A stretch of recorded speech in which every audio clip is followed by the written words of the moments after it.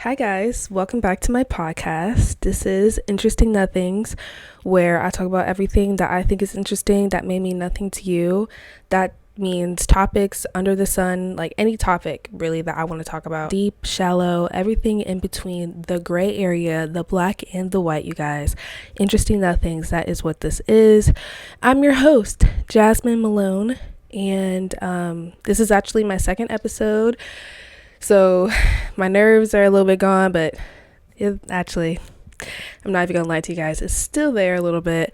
But if you didn't listen to my first episode, I actually talked about how every episode I'm going to be doing a vibe check, and in this vibe check, this is where you get an insight basically on what my vibe is. So that includes like any music that I've been listening to recently, the drink or snack that I'm eating currently, which I will definitely get into, the mood that I'm in, and also my poll question. I didn't actually mention this poll question in my last episode, but the poll question will be just, simple questions that you get. It kind of reminds me of that book fair book where it was called, what was it called? It was this book fair book called Coke or Pepsi. So that's actually my first poll question. It's just something simple like that, so you guys get a taste on what my tastes really are. I actually do have a visual on YouTube, so if you want to check this out, you can just type Interesting Nothings podcast and it should come up. This is also on audio. It should be on Apple Podcasts, Spotify, and Google Podcasts as well. So if you want to listen there, you can. But this is not the end of the episode. Normally you do that at the end of the episode. This is the beginning of the episode.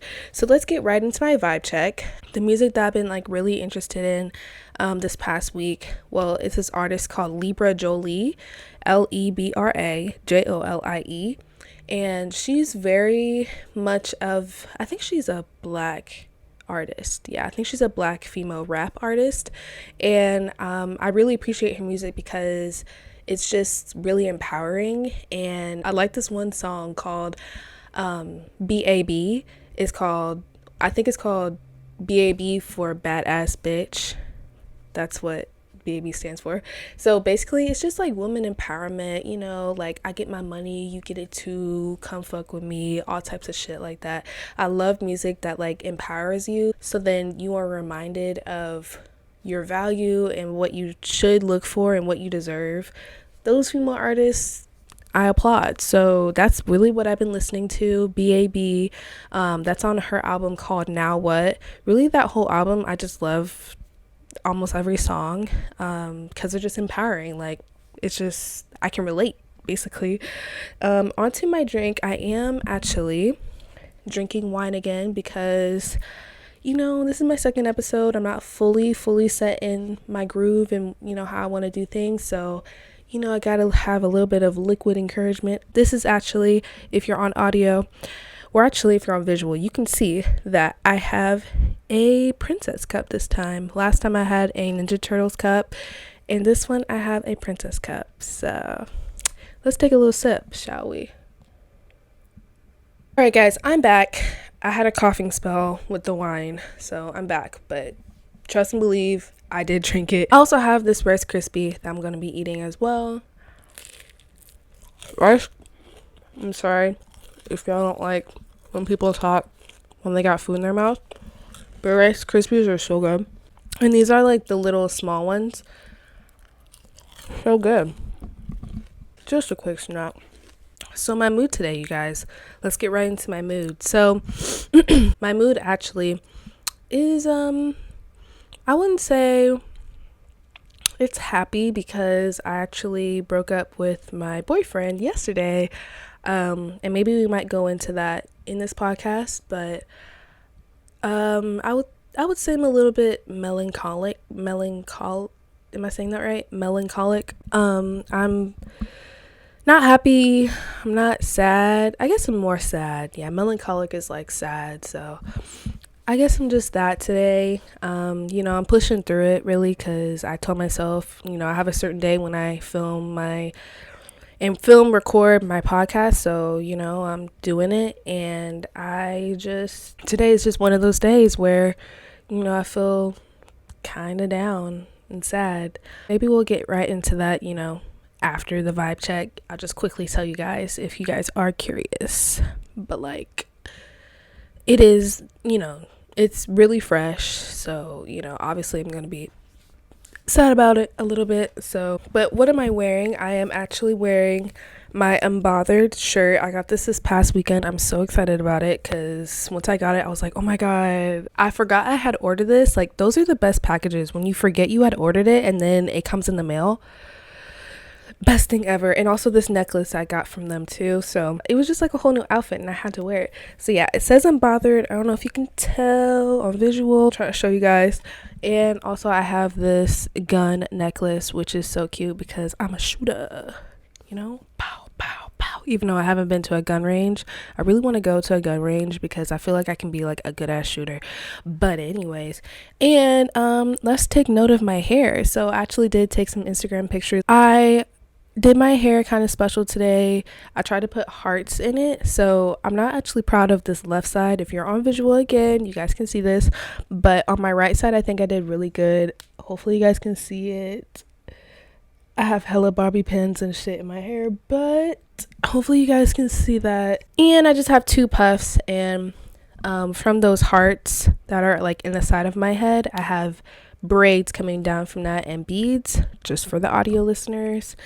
And I have my hoops in and lashes and lip gloss and some dad jeans. That's the vibe we're on. And the poll question, so Coke or Pepsi?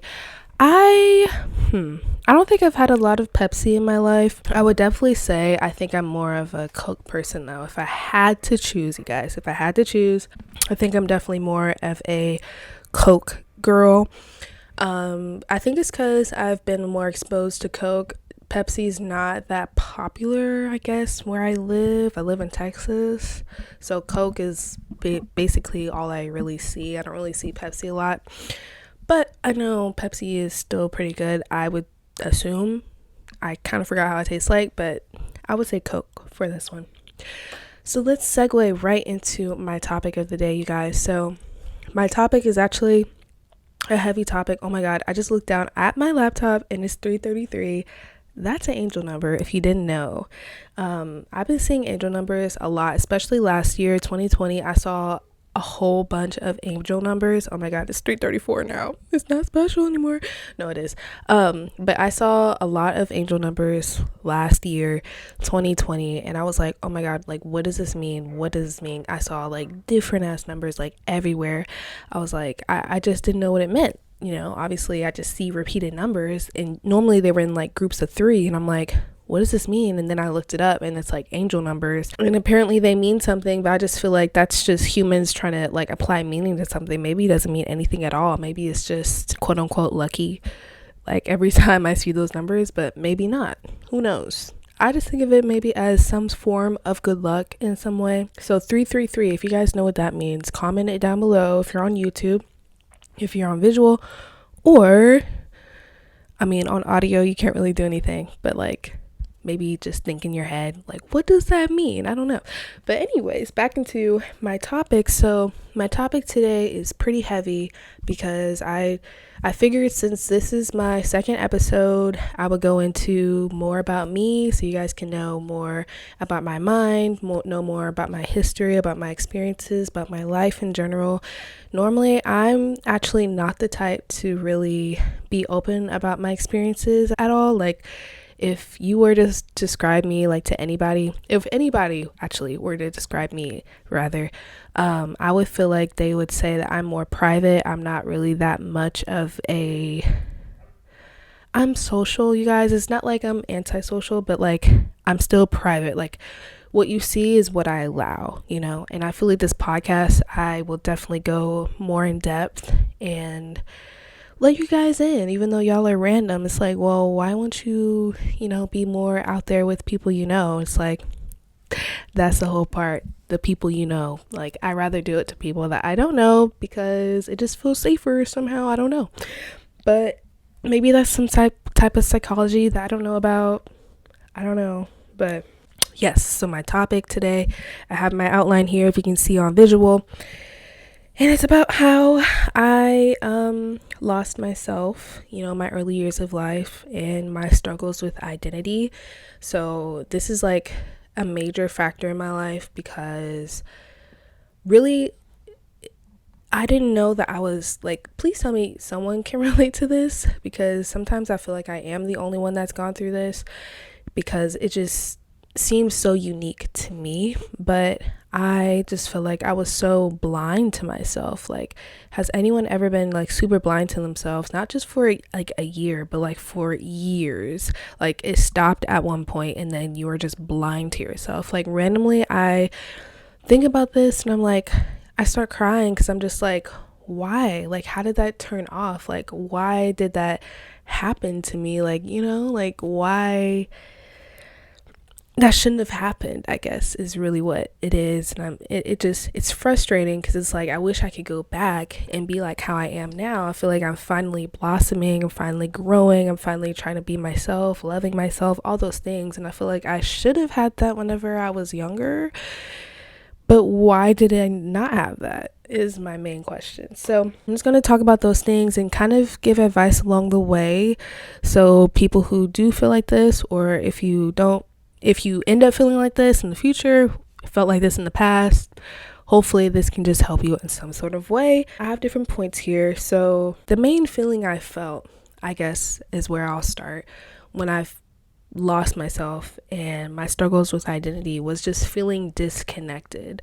So I felt disconnected in so many ways. One, I felt disconnected like from my body, so like from my like physical, from my emotions, from my even my soul. I just felt so disconnected because sometimes I would look myself in the mirror and I'd be like, who is that? Like, I don't even know who that is, but I just have to keep living and keep, I guess, surviving, even though surviving is kind of like a harsh word. But I just felt like I didn't know who I was. Like, I would just look at myself and not know. Like, I would commonly say, I feel like I didn't look like my name. Like, I felt like I didn't look like my name. Everyone else looked like their name. I'm like, okay, that's them, that's them, that's them. They look like their name. You look at me, it's like a big question mark. And I'm like, how can I fix that? Like, I didn't know how to fix it. I was like, that's what it is. I guess I just don't know how to fix it. Like, it was just a big, I don't know. Like, I was young. Obviously, my mind is developing, so I didn't know. But I just didn't know. Like, that's the whole part. Like, I hate not knowing now. I mean, I've always hated not knowing, but like now that I'm like, I didn't know that that I had disconnected, even though I guess I knew in a sense, because it was like, other people look like themselves, but I don't look like myself. So I just didn't know like how to get out of that. So again, hopefully through this, I can teach somebody how to get out of that, because I feel like I have some ways maybe of how to get out of that now, because I am out of that, thank God. But I just felt disconnected, and that was like in multiple areas of my life. So first starting with me, and then disconnected, I feel like with my family, I just always felt disconnected, kind of with friends too. Like, I just always felt like I was the one that was separated, the one that was just kind of by herself. I mean, I've had friends, I've had quote unquote best friends. I wouldn't say I've like really had a true best friend. Like, I really am kind of like by myself. I am social though, so it's not like, I'm like, I don't know what to call it. I don't know what to call it, but I am social. Like, I can talk. It's just like, I guess, connecting for long periods of time. I've never really done that. Like, the most I've done that with somebody was through school, and that was for 5 years. And then I have, I guess, one friend now that like we're friends, but I wouldn't call her my best friend. But like, we've been friends since senior year, and I'm 21 now, so I guess it started 17, like second half of 17 to 21, so I guess that's almost 5 years. I've always felt disconnected. I don't know if you guys can just pick up on that. I've always felt really disconnected. I've always been, it seems like it was like lonely at the top. Like, I felt like I was always, I guess, at the top, like not to toot my own horn or be cocky or anything like that. I feel like I was always like at the top, like even being an older sister or being the firstborn, in my family. I am the first granddaughter of my lineage. So, that's kind of like being at the top. Like that's just natural being at the top right there. And I also just felt like, it's kind of lonely sometimes because it's like no one else is like that, I guess. Even my friends, like they were typically the youngest. And I'm like, well, I'm the oldest. So I'm like, where you were born in your family kind of tells a lot about your personality because it's what you are. You can't change that. I can't just be the youngest. I was born the oldest. Like I can't change that. So and in another episode I will talk about competition because I feel like I've had plenty of experience with that because I was the oldest and because not only the oldest, like I said, in my family, but also the oldest granddaughter, and then also the oldest, like we used to have like a church and things like that. So I was like the one that was supposed to like, it's just a lot of pressure, So, and that'll also go into like an anxiety episode that I will do because I feel like every time I read about anxiety, I'm like, I can relate. Okay, so like I said, I have different points here. My first point that I put down here, I said, I didn't know I lost myself. Very important in parentheses. So yeah, I didn't know I lost myself. I guess I had an idea that I did, but I just, like, if I look back, I'm just like, I get really embarrassed about myself because I'm like, if I was who I am now, or if I had like at least some kind of stepping stone, I would just be different. I would be so different. And, I would actually redo that, 10 times over. Like all the time, I'm like, do I even have a story? Like, I didn't even know if I had a story the whole time. But basically the whole time I was still in my story. It's just I didn't know that I was experiencing, what I was experiencing. And now that I've come out of that, I'm like, wow, that was my story, like that was my story. I just didn't know myself, which like, I know I've said that a lot in this episode, but it's every time I say it, it doesn't make sense. I can't compute it in my head. So I feel like a lot of people have a lot of different versions of me in their head, and that kind of plays into my anxiety because, I want to kind of keep up that, but then it's like I'm different, so then I can't keep up that. But then if I do act different, then people, I feel like their mind is blown. It's like, whoa, I didn't even know you were capable of being this way. But I feel like that's how young adults are. Like they all really don't know themselves. We're all trying to figure this out. Even adults who are in their 40s, 50s, whatever, still trying to figure it out. So I can't really say that it's just me like trying to figure everything out, or like that I've changed or that I'm different, because this happens to a lot of people. Like even some people that I've met, I've even had a certain view of them, and then they've even shocked me. I'm like, oh wow, you're cool, or you're different, which that doesn't bother me, but it's weird whenever I see that other people have that reaction. It somehow bothers me that they have that, and I'm like, why does this bother me? Like I just wish that like they knew this part of me before, so they didn't have this like reaction to me now, but it's like I can't help that. Like you guys are seeing what my mind is like. Very complicated, very contradictory, just back and forth, crazy basically. I feel like because I didn't know I lost myself, looking back, I'm just like, I feel like that was trauma manifesting its way in my body, in my soul, in my emotions. I didn't even realize that trauma had a hold on me in that way, because I was still a nice person. I was still a good person. I was in religion, Christianity. Now I'm not anymore because I have my reasons on those, which maybe we can do a religious trauma episode, because I feel like religion can be traumatizing. Trauma, I feel like, had its way of manifesting in my life, and I didn't really deal with it the right way, which I thought I was. But it's like, you thought you were, but you really weren't, because you were just losing yourself in the process. Like, and I didn't realize that it had gotten that bad where I just lost myself in the process. That was like, I guess, one of the major big traumas, like the big T traumas, because I know there's like little T traumas and then there's big T traumas. So one of the big T traumas that I did have in my life, I was 9 years old, my parents got divorced, blah, blah, blah, blah, blah. So common, families get divorced, it's okay. But at the time, obviously I'm a 9-year-old, I have this one friend that I was really close to. I was just now beginning to figure out what the world was like little by little, because obviously I don't know everything at, 9 years old. But, I think it had a bigger toll on me than I had realized.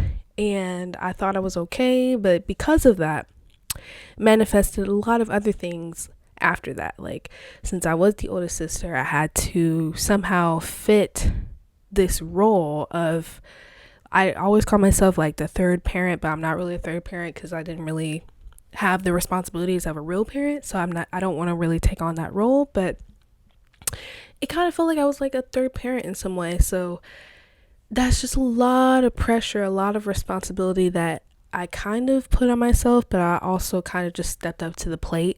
And I was like, all right, this is what's happening. Let me just do it, whatever, let's just do it. It's just what it is. I can't change that. There's no other way, basically. So looking back on that, I'm just like, well, maybe that's why.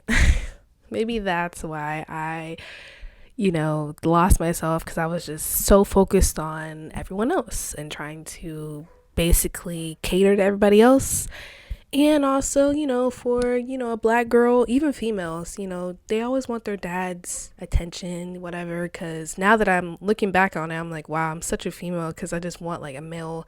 Like, I feel like a good father is so, like, it's so important for a little girl, because that's the first male that they encounter in their life. And it's so important that you give them not what they want, but just what they need. And I feel like I didn't have that.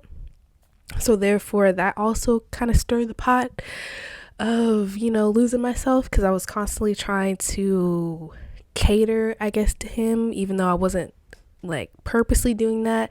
Again, this is me just reflecting and looking back.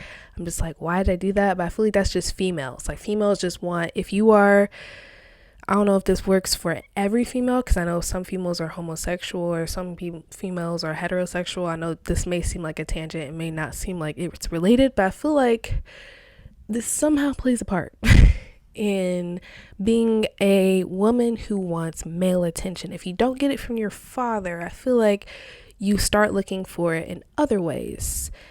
Whatever it is, I just feel like a good father is very important for a daughter, for their daughter. And if you are not a good father, and a good mother is important too, but specifically for females and the father dynamic, I feel like it's important to be a good father. Like, know what females, it's crazy, because my dad, he wanted 2 girls. And, I have 2 other blood siblings. I have other siblings, step siblings. But, like, from him, I have 2 other blood siblings. One of them's a boy and one of them's a girl. Obviously, I had said that I am the oldest. And it's just crazy. Like, he did get 2 girls. But I'm just like, I don't want to say he still sucked. But it's just like, you wanted this. How is this not correlating? Like, what did I miss here? Because somehow I feel like I missed out on the good father relationship. Like, we're still trying to now repair that, but it definitely takes time. And that's definitely a traumatizing strain in my life. So I feel like that added to me losing myself and disconnecting from myself, and in its own way. I feel like I said, in any situation, it would add to the daughter, because, or this issue rather would affect the daughter, because the relationship you have with your father as a female is important. So, and I didn't really have that. We had like I don't want to say like a business agreement, but he just could trust me. And I'm glad that, I was able to give him that, Even looking back, I realized that, sometimes I feel like I was used in ways where I just didn't know that I was being used, and that has manifested in its way, for me, because when people use me now, I'm just very, very much, what's the word? I guess hard to that. My heart was once bright red and just ready to give and help and do everything, and then now I feel like it's more burgundy. It's more, I still have it, but it's more just on a lower scale because of my past, like I had just said, that past area and other past areas, but that one plays a part. And actually my third point was familial issues. So I'm glad I kind of segue right into my familial issues. I said, being the oldest daughter, being the oldest granddaughter, I was a part of a religious lineage. My family has created their own church. And obviously with that, my grandfather was a pastor. So in that way, I kind of felt like a princess, quote unquote, because I was just a part of that lineage, if you know what I mean.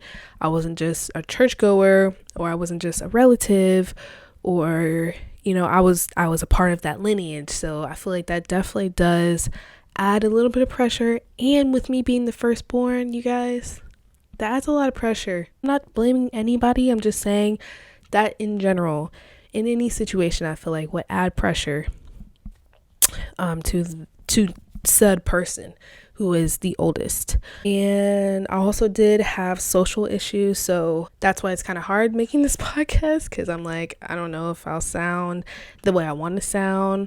I am sometimes socially awkward, which I feel like everyone's socially awkward at some point. I've come to realize, thank God. I thought it was only me. I'm like, how come I can't talk? How come I can't just be myself without worrying about other people's judgment? Sometimes I blank out and I'm like, how am I just blinking out? Like, how did I not know what to say next? Or it's just like different things. I just feel like I'm awkward at some points, and I feel like that also manifests in my anxiety that I do have, because I don't want to come off in a way where it's like, oh, she's awkward, or oh, she's anxious, or oh, she's weird, or oh, did I already say awkward? You guys, I just feel like I can be very awkward. So if it doesn't seem like that, I've definitely cut those parts out. But that's definitely been an issue, especially in my family, you guys, especially really in my family, I just feel like. And then also some of the people that I've met, it's just kind of made it worse, which I'm like, how? But I'm not blaming them. I'm just like, how? But I feel like it's because like it started out with my family first, and then it manifested into other areas. So then I'm like, it's kind of like it was like a default. It like kind of made it worse, if that makes sense. I don't know, or maybe I haven't met the right people, which I really just want to meet my soul tribe. That's all I want, you guys. That's all I want. Maybe I have an episode on my manifestations, because I do have those. I have them written down in this notebook. This notebook it's called the Better Life Journal. So I have different things in here. And so maybe I can make an episode on that.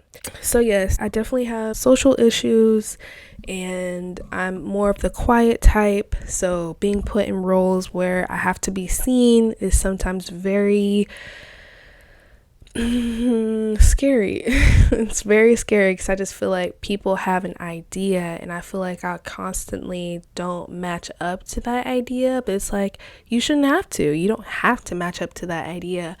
But it's very hard. I feel like it's very, very much more easier said than done. And especially since all my life, I feel like I did perform. That kind of did aid in me losing myself, performing and just trying to be good, because Also, I did have a sibling who was 1 year younger than me, so it's like we were twins, and I was technically the good twin, because there's that dynamic with twins that I didn't even realize. But normally with twins, there's different dynamics, obviously, but there's the common situation where sometimes there's like a good twin and then there's like a bad, quote unquote, bad twin. And I would say my brother, he was like the quote unquote, whatever, bad twin, and I was the quote unquote good twin. So even though you would think, well, you were the good twin, that's good, but I feel like there's pros and cons to both sides, you guys. And maybe I can go into an episode on that about being the good twin.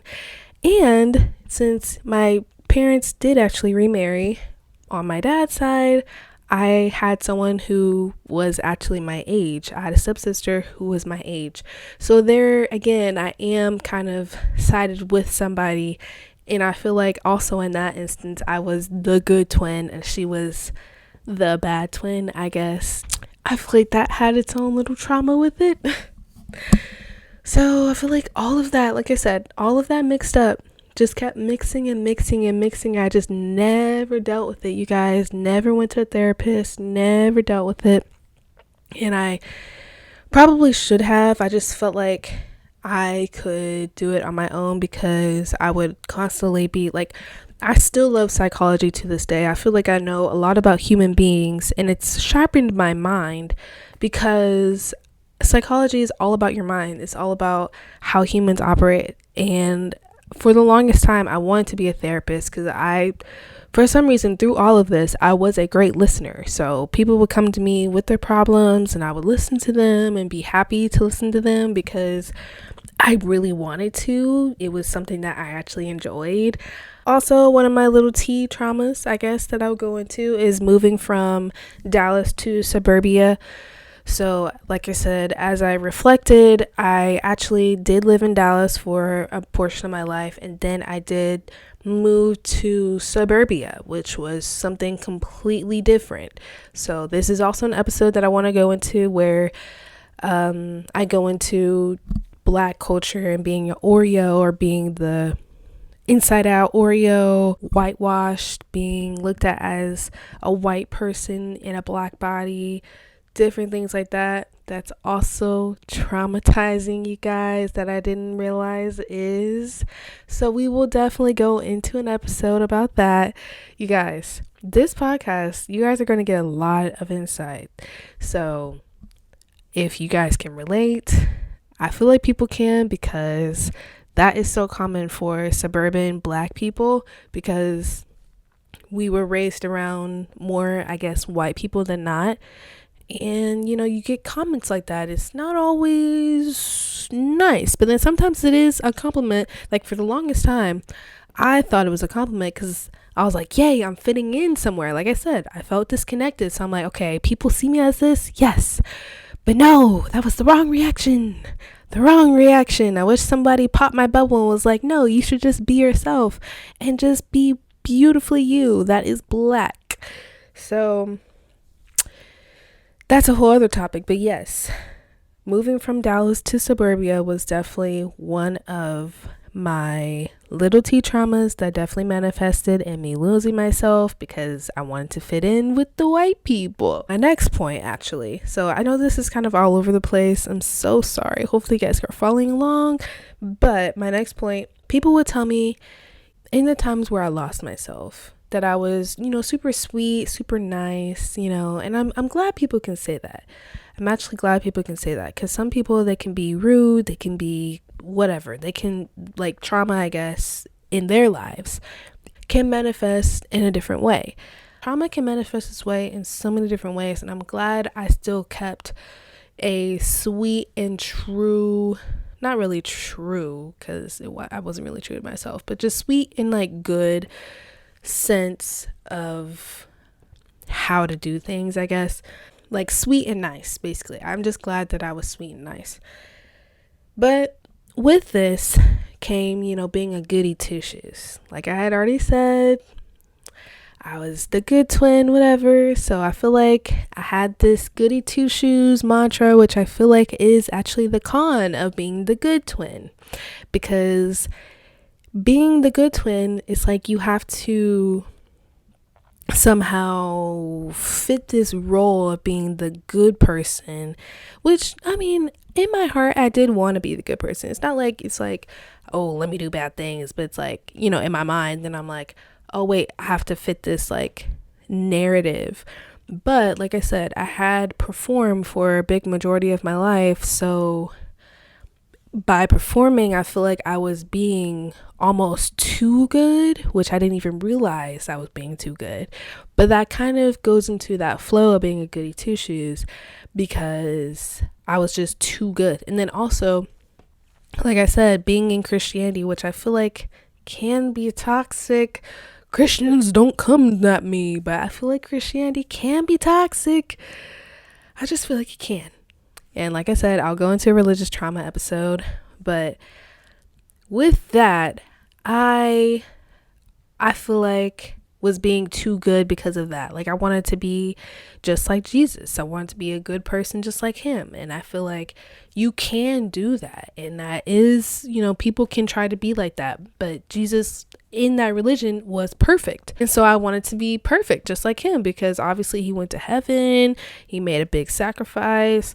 I was like, you know, you can't really sin. So like I said, I'm going to have a whole episode about it, but I'm just giving you a sneak peek because I was like, this kind of played into my goody two shoes role. Like I thought tattoos were bad. I thought having sex before marriage was bad, which I feel like these things aren't really bad. I thought homosexuality was bad in my mind, even though I had like homosexual friends. I was like, in my mind, I'm like, oh my God, like I really want to save them. It's like, no, just let them be who they are. That's what they like. Like it's just as simple as that. It's what they like. That's not a sin. That's not a, you guys, I've done my own research now, you guys. I'm so pressed about it. But it's like those little things where it's like, oh, you know, you're a goody two shoes because blah, blah, blah, blah, blah. Which everything comes, you know, with a con, with everything. Everything has an opposite, you know. So there's not one true path, I feel like. And I had to come to that term, you know, as I reflected, as I researched. I'm like, there's not one way. So now I'm not really the goody two shoes, whatever. And I feel like sometimes that like shakes people up. And I get anxiety from that because I'm like, people are going to see me differently. And then I just get stuck in between on like how I should act and things. But really, that's just all in my head. And I just need to somehow get over it, basically. But yeah, I was just a goody two shoes and I hated it. I hated it, you guys. Now I hate it. I'm like, why was I like that? I should have just been quote unquote normal. Why was I like, I hate that I was like that. I just wish I was like normal. My next point that I have, I said I didn't know who I was or what I wanted to be. Well, I guess I did have an idea on what I wanted to be. I wanted to be a therapist because I liked listening to people, but turns out that was actually toxic for me. Like now I have boundaries for myself because I can go into, like I have a good listening ear. I know what to say. I know how to understand people. I'm very empathetic rather. Now I know how to set up boundaries and stop that from going too much. Outside of that, I didn't know what I wanted to be. I didn't know what I liked, didn't know what I disliked really. I didn't really like everything that I did like, and everything that I disliked was held on from 9 years old. So that's all I knew about myself, was basically little things from 9 years old to when I came out of it, which was like 18. So a good 9 years, almost 10 years, really till I was 20.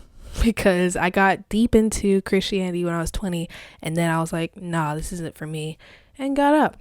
So I would say for a good 10 years, I was lost. Yep, I didn't recognize myself. It was embarrassing to look at. I had no attention from males, which I didn't really care about, but also did, because if you're a female, any female, if you're listening, if you don't get attention from males, do you get sad? Even if you're a homosexual, whatever it is that you prefer, if you don't get what you prefer, I feel like you would get a little bit sad. Even if you don't really care, you get a little bit sad. Because I know for me, I didn't really care that much. But then obviously I did like people. Like, I did like people, but I was like, oh, they don't like me, whatever, but it still stung that I was like, I knew that I don't want to call myself ugly, but like I was, but I knew I was like not blossomed all the way. I'll say that at that time. And I'm like, I just felt like it was going to stay like that forever. I didn't know how to get out of it. Like I keep saying, I didn't know how to get out of it. So I basically just stayed in that not blossom state. I was more of a weed than a beautiful flower. So I just thought I was going to stay a weed forever, basically. And thank God again that I came out of that. Thank God. But yeah, I was just the opposite of flourishing. I wasn't flourishing how I wanted to. I'm going back. If you hear pages turning, I'm going back because I have other notes that I have written down earlier. I just didn't fit it all on my page. Here's the time where I'm going to be talking about how do you get out of this, because I've said all these things and I'm like, now I'm out of it. First off, you have to really look at yourself in the mirror and realize, what is it that you want? Period. Actually, what is it that you want? What is it that you don't want? One thing. And even if you don't really know what you want, try to spend time with yourself. Maybe I should have a self-love episode, but try to spend time with yourself. I feel like I didn't really have a lot of moments where I spent time with myself, even though I was alone a lot of my times, like in my house. Like for the longest time, like I was in my room, closed my door, but I was not really hanging out with myself. I was more just watching TV, like kind of distracting myself from my issues. Like my room was a mess. Like a lot of times people say your room definitely describes who you are and your mental state. And my room was always a mess at my old situation. Now looking back, I'm like, wow, I was really depressed because I didn't want to do anything. Like my room was cluttered. How, you guys? I don't know. Now my room is clean. I actually want to clean my room. I have a set schedule for what I want to do. So I would say just first figure out what you want. To spend time with yourself. Turn off the TV. Turn off your phone. Whatever it is that is distracting you, stop it. And just spend time with yourself alone. Maybe one other person can help you, but I would recommend doing this alone. So if you like going to cafes, go to a cafe by yourself. Take yourself out on dates. Do things for yourself. I feel like once I started doing little things for myself, I actually started realizing, hey, I actually have a style that I like. I actually have things that I want in life. Like things start to unravel. The more you love yourself, the more you spend time with yourself, the more you start to understand yourself, the more you are okay with your own company. Because sometimes people don't want to look at themselves in the face because it's embarrassing or it's too much, whatever, fill in the blank, you guys. But I would say spend time with yourself, preferably alone. Some people, who are extroverted, they're like, oh, it's hard. Okay, at least you know that you're extroverted, but just still try to know yourself. Get to know yourself, exercise, do things for yourself, have independent times for yourself so you can look forward to just being your own best friend. That's really what I am now. I'm my own best friend. I'm building up trust with myself. I am just loving myself, every part of myself. My hair, I used to be ashamed of my hair. I used to be ashamed of being black. Now I love being black. Now I love my hair. I love my skin tone. I used to think I was too dark. So many things I will uncover in future episodes because this one's getting a little bit long. But I used to not like certain things. And typically, now looking back, those things that you don't like are the things that are the best things about you. The best things about you. It's really all mental. And you can also always change.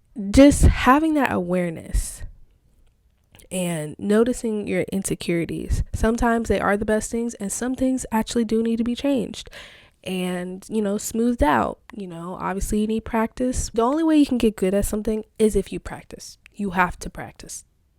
That's the only way. You can't go around it. You gotta practice. Just like with this podcast, I am practicing in this very moment.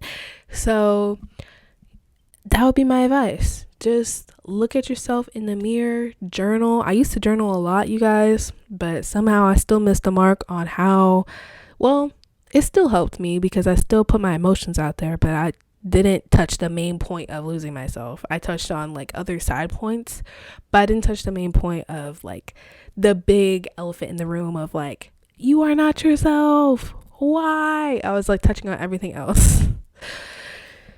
Which is crazy. So you guys, I think I'm going to end this episode here. I explained a lot of things in this episode. Hopefully it all makes sense. I just want everyone to be the unique flower that they are made to be. I want you to flourish. I want you to water your own garden. I want you to take time with yourself. I want you to be the best version of yourself and not be like me. Hopefully you could relate with this episode. Hopefully you could learn something with this episode, whatever it is. If you just listen, I love you if you made it this far. Thank you guys for listening / watching. Make sure you subscribe if you are on YouTube. You guys, there's a lot of episodes to look forward to, and make sure to rate this podcast 5 stars if you are on Spotify or Apple Podcasts or Google Podcasts, wherever you're listening to this on. And I will catch you guys in my next episode. Bye. Stay unbothered, just like my shirt. And that's on some real shit. Okay, bye.